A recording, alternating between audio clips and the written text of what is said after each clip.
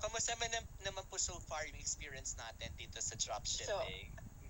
By the way, nag-inquire kasi ako kay Miss Angeline 2023 yung pinaka-first message ko, and then 2025 ko lang siya na-proceed.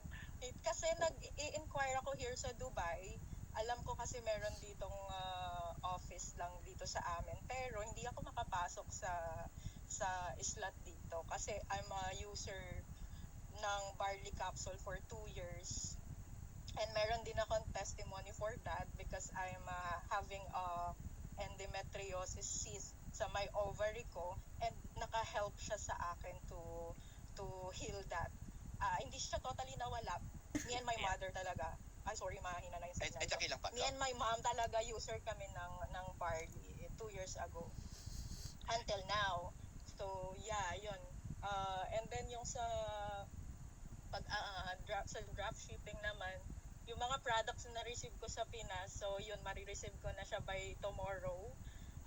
Kasi I'm working as an HR, so we have agency sa Pinas. Nagpapasampa kasi kami ng mga seaman, so ipapadala ko sa mga seaman yung mga products ko, so, for free shipping. Yeah. Tapos you can give them samples na din. Siyempre, you can give them samples na rin para di ba the next time, bibili na rin talaga sila. Oo, para bibili na rin sila. Yun talaga yung target market. True. I know, right? Yes.